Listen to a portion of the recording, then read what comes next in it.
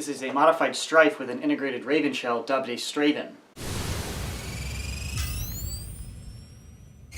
I did not actually modify this blaster. As the law, a buddy and a member of Poon did. Poon is our Nerf clan. I'm sure you've seen my Poon shirt in some of my videos. But Zalaw actually modified this, and I'm actually selling it for him, and I'm going over the overview because it's a wonderfully modified blaster, and it's definitely worth showcasing, so I'm going to go over the internal modifications first. The electronic and mechanical locks were removed, as well as the electronic resistance, and essentially clearing up the entire circuit. He's also modified the trigger so it operates very smoothly, and relubricated it. All of the modifications I do to Stryfes. We do the same stuff. The major difference is this is a first-gen Stryfe, not just a blue Stryfe, because actually the vast majority of blue Stryfes are actually not first-gen. The original Stryfes actually had excellent motors. These motors are superior to all other Stryfe motors, and he didn't even have to replace them. The chrono readings will demonstrate this. He modified this a few years ago, and he's been running it hard in HVZ events. As you can see, the paint is kind of worn down, which I'll showcase in a second. But he's been running it hard with 3 or 4 trust fires all the time, and they haven't fried.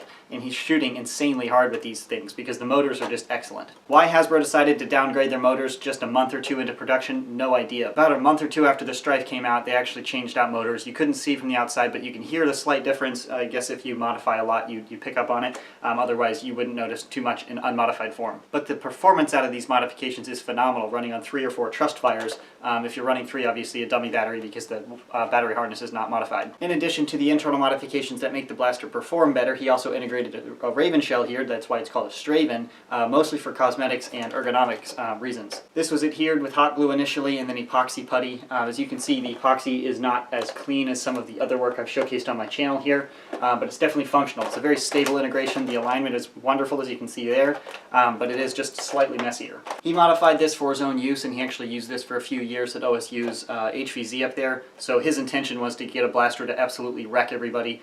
Perfect cosmetics was not on his to-do list. But I can tell you certainly it's an extremely stable integration. I absolutely trust this integration and this blaster in Nerf war myself. The magazine well is not modified in the back here, so you can absolutely keep a spare magazine. I have 2 lit Rayven mags just because I think it looks cool, and with this type of blaster, matching mags definitely makes it look a little better. That's it for the modifications. Going over the paint job, it started with a gray vinyl dye base / primer. That's the initial coat after he heavily sanded the blaster, which was applied very well. Next, he has an acrylic blue. I'm not sure what brand it was, but this is not Citadel paint or an enamel. It is just sort of an off-brand acrylic because he really liked this color. I think it contrasts really well with the gray, and I definitely think it looks nice. And then he finished that off with what appears to be a gloss clear coat. The paint is definitely worn, and I can show that accurately because I am selling this blaster and I want to be very clear with what is being sold. This blaster is definitely worn and torn. This was done a few years ago, I believe at least a year, probably closer to 2 years, been through numerous wars, killed tons and tons of zombies and probably some humans along the way as well. But it is definitely worn out because he used it a lot. As you can see, the paint is chipping here. That's just wear and tear. That shows that the blaster was used. It definitely wasn't a showpiece.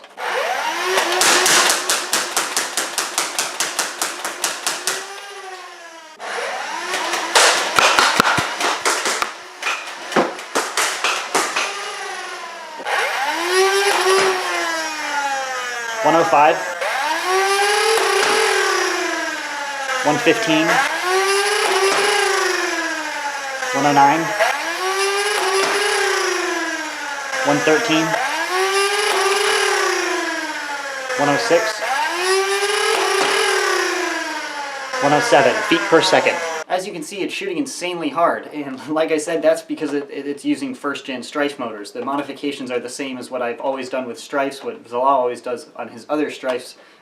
You pretty much do the same mods, and with these motors it's performing phenomenally. So getting that velocity on stock motors is unbelievable, especially since you say, oh, that you'll just fry them out. This has been running for at least a year, hard. He built this as a workhorse and has been working it hard, so it's not like it's going to wear out. This is as far worn out as it's been through numerous Nerf games. So that's actually all for this Strayven. This is for sale on my web store, and the link in the description box below if you'd like to purchase it. Again, I did not modify this blaster. I want to be clear. I stand behind Zalaw's work. I do trust him as a modder, but I want to be clear this is not my product. I am in charge of shipping the product and all of that on the business end, but I didn't actually modify this. Still a lovely blaster. If you want to see pictures, those are available on the web store if you want to see those before you purchase it, because the cosmetic work is not what is usually shown on my channel. So that's the blaster. Thanks for watching.